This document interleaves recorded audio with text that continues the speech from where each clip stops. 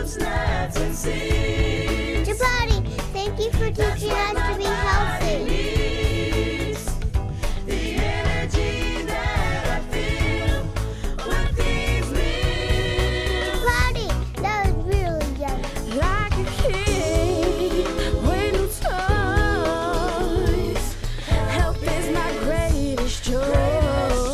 Come and see, come and be with our host Chapatti.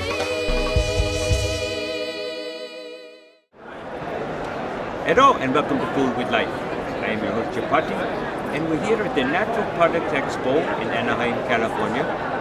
And we have a very revered guest, a medical doctor, and brilliant knowledge about food, diet, and health, and stress.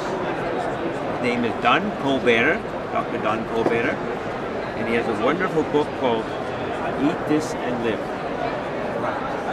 Pleasure to have you here. Well, thank you. It's great being here. You know, I've touched on many little books, and your wisdom and knowledge cuts through all the periphery things. You know, the most important, a lot of your things deal with what I consider the critical point in healing is inflammation. Absolutely. You know, inflammation to me is take the word apart as it inflames. Right, it does. You know, the body is in flames. Over exhaustion, heat, inflammation, heat throughout the body causes disruption, disease, sickness, and all this. Share your wisdom about that. Well, what I've found over the years is, first of all, heart disease is our number one killer in this country. Yes. And the main cause of heart disease is not high cholesterol, it's inflammation in the arteries. Yes. And there's many things that inflame the arteries, but also Alzheimer's disease is simply inflammation in the brain. All the arthritises, rheumatoid, osteoarthritis is simply inflammation of the joints. Yes. And every autoimmune disease from MS to inflammatory bowel disease to lupus to all of these others have inflammation, excessive inflammation. And what we found is there's inflammatory diets such as the standard American diet, and there are anti-inflammatory diets like the Mediterranean diet, vegetarian diets. But we also realized that if you eat a lot of grains, if you eat too many grains such as wheat that everyone thinks is healthy, it becomes inflammatory. The same with corn. The same with these omega-6 oils that a lot of people think are healthy. If you eat too many of them, they become highly inflammatory. You know, we did a show a ways back, and I learned about the sad American diet. You know Right. what it's called? The SAD diet. The SAD diet, that's SAD. right, SAD, absolutely. You know? And it's critical because many people do not do anything about their diet. They eat the wrong foods, they have an unhealthy lifestyle, they are very stressed, tense, and then they wonder why suddenly when they're 50, 60 years old, they have heart disease, they have bowel syndrome, they have brain problems, they have all these predicaments, you know, and they're not looking at themselves and their food, Absolutely. you know, and the lifestyle. Right. And that's why food, like we were talking, everyone knows pretty much that fried food, deep fried foods and trans fats are inflammatory, but a lot of people think, oh, I can eat all the dairy I want, I can eat all the sugar I want, and sugar is highly inflammatory to the body. You're signing up for all these diseases. But they say it tastes so good. But I tell them, it may taste good, but what it's doing is aging your body and it's creating inflammation in your body. Yes, and more important, there's so many sweeteners you can have which are not counteractive. to Right, oh, physiology. absolutely. Like your stevia and your lohan or monk fruit and erythritol. Those are all natural sweeteners that don't have the side effects and of the artificial sweeteners. Yet we can use them in most anything without causing any harm. No inflammation with those. How about something like a brown sugar? What would you be suggesting? Well, brown sugar still will create inflammation. It's still going to raise your blood sugar. It's going to spike your insulin, which is going to create inflammation in your body. A little bit now is okay, but most people don't stop with a little. That's why I say use a natural sweetener like the stevia or the lohan, the monk fruit, the erythritol, and then you can sweeten it to your desire without causing any harm, without triggering inflammation in the body. But moderation is the key. If a person has no pre-diabetes, no diabetes, and just uses small amounts of sugar or honey, then that's usually okay, as long as they balance it with fiber. And you do that by eating the whole food or the whole fruit rather than processing the food. When you process it, you make it high glycemic, so it spikes the sugar, and then that creates inflammation in the body. Explain that to me a bit about the high glycemic. Well, foods that are high glycemic are simply foods that cause your blood sugar to spike or go high. Right. When your blood sugar goes high, then your insulin goes high, and that creates inflammation, and eventually it leads to pre-diabetes and may lead to diabetes. And foods that do that are foods such as white bread, but even regular bread. I have found that people that eat whole grain bread, even though it's whole grain, it'll still spike the sugar in my diabetics about 70 to 100 points. And so the grain you have to be very careful with. All right, we want to talk about that in 1 second. Stay with me, okay? I am your host Chapatti with our wonderful guest, Don Colbert. We'll be right back. This is Food with Life.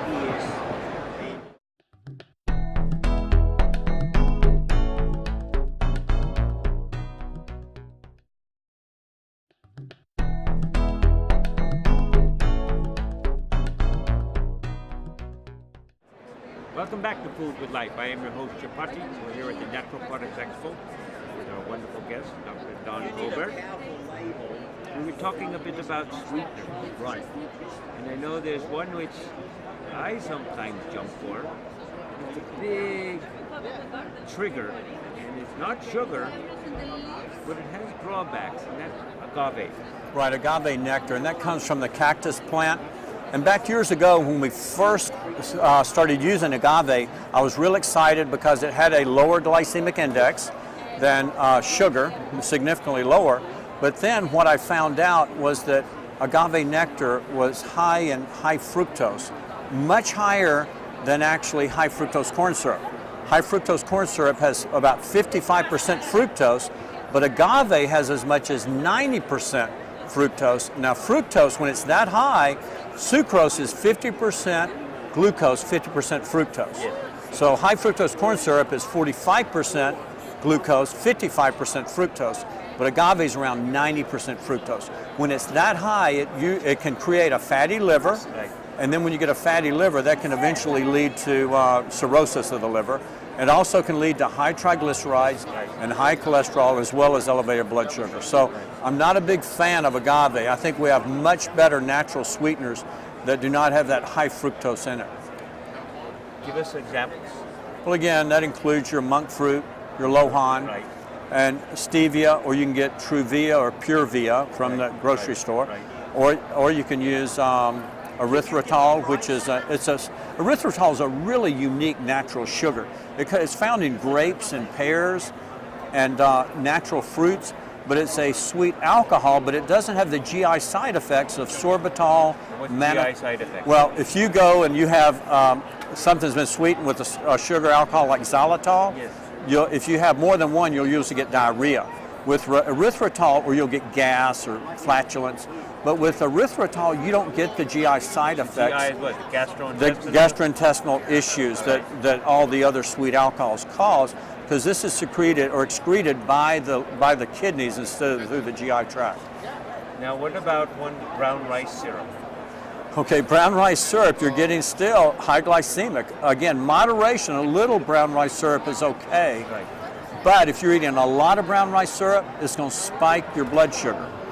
And it's going to cause, again, that insulin spike and then the inflammation. Another thing they found in brown rice syrup is arsenic. And this is something that so many people don't realize.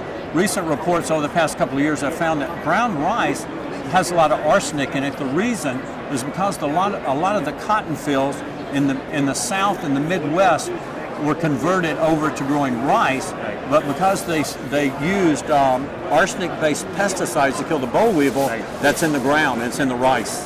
So you got to be real careful with too much rice, or else you should have your arsenic level checked. And I found a few of my patients over the years have had high arsenic levels. There's inorganic and organic arsenic. The organic's not so bad. The inorganics really can be toxic to your body. So you got to be careful with too much, even brown rice. You need to know where it was grown too. Right. Real important. Yes, many things these days are grown in fields which perhaps they say organic this, organic that, but yet there's also pollen which comes from fields that may be miles away. Right, sure. Which may not be organic. Right, but again, realize fertilizers, groundwater can travel from, and it has to be so many years that the field hasn't been used to be declared organic. But that field may have been used, 20 years ago to grow cotton, and now they're growing rice, and still the arsenic is in the soil, the inorganic arsenic, which is from the pesticide they use to kill the boll weevil. Right.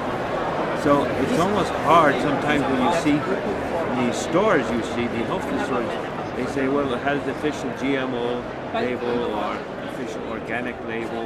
But, I question when I go to this, it's a wonderful label, but how do I know, because of all the influence plants have over fields and where it's grown, how do I know what I'm really getting? That's a good question, and that's why, again, because it's danger. There is danger. There's potential danger everywhere, but it's knowledge. It's getting the knowledge, I think, out and finding out, well, what's the history on this land? What's been grown here? Right. And we know that in the South, that's where most of the cotton fields were.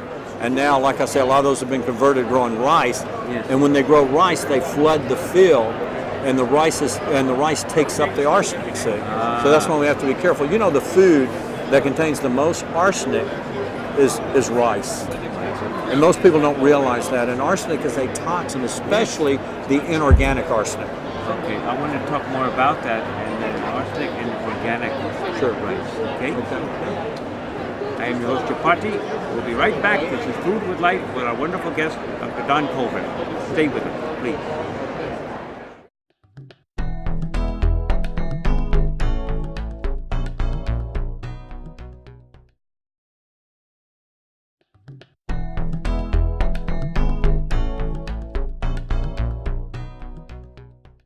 Welcome back to Food with Life. I am your host, Chapatti. We're at the Natural Products Expo with our very blessed Dr.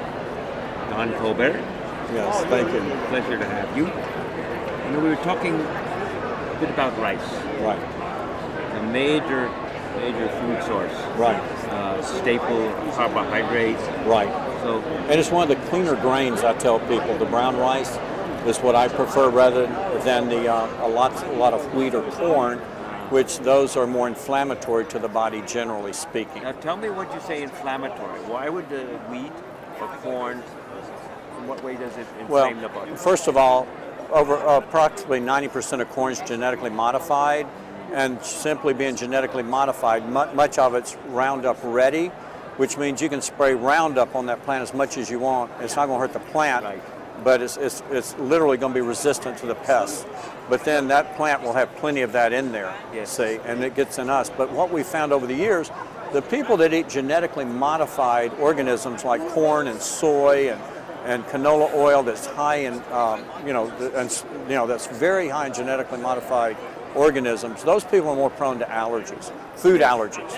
That's what we find. Yes, it really has a disturbance to the genetic system. It does, and I think it's hurting our GI tracts. I think it's affecting and possibly mutating the genes that we have. And so again, that's why if we can avoid genetically modified products, we should. Yes, I think it's a must.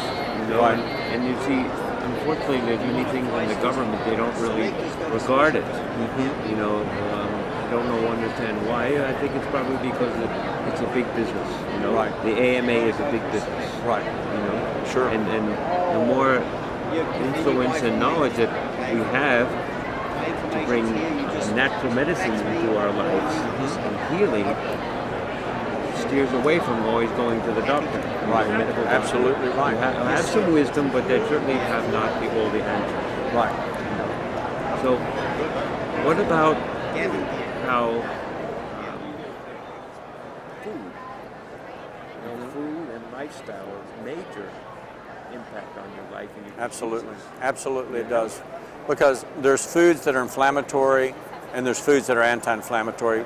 Primarily, a plant-based diet is highly anti-inflammatory. Lots of vegetables, lots of fruits, monounsaturated fats like avocados, extra virgin olive oil, your different seeds and nuts are very healthy. Coconut oil is very healthy for you. A lot of doctors have been against coconut oil for years, but I tell people it's very healthy for you. Why are they against it? Well, because it's a saturated fat, and most doctors dislike most saturated fat because of the cholesterol issue. They say if you eat a lot of saturated fat, you're going to be prone to having high cholesterol, which will cause you to have heart disease. But it's not the cholesterol; it's the oxidized cholesterol that damages the arteries. But getting back to foods that help, we find that limiting grains. Too many Americans eat way too many grains, especially wheat and corn. We talked about rice. A small amount of brown rice is okay, but not huge platters full of starches. Yes. And so, again, it's moderation. It's using other types of starches like your beans and peas and lentils are a much healthier starch for us rather than lots of grains. Grains generally, excessive grains inflame. And that's what I found over the years. And that's why I limit those. But not only the food we eat inflames our bodies, but also lack of sleep, not coping with stress, not drinking enough water, or just drinking tons of coffee adds simply too much cortisol, too much stress, and potentially too much inflammation. Yeah. So, Coffee, I know sometimes you get, well, I don't have coffee. But this morning I went to some place and they had nothing else to drink. And I was thirsty, so I had to have a cup of coffee.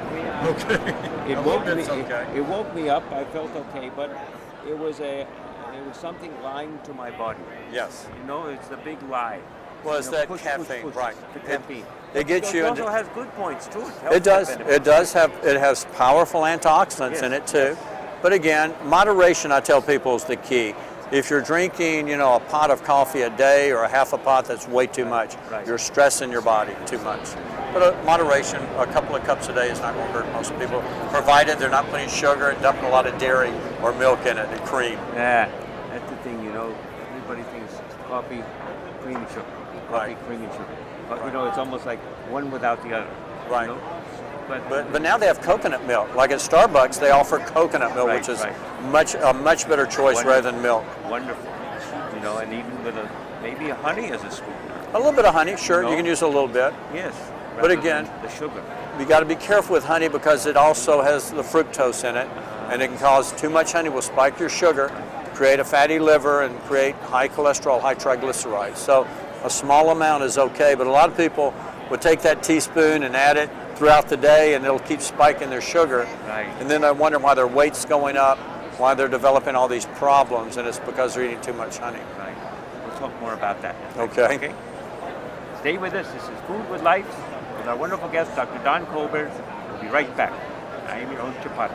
Stay with us.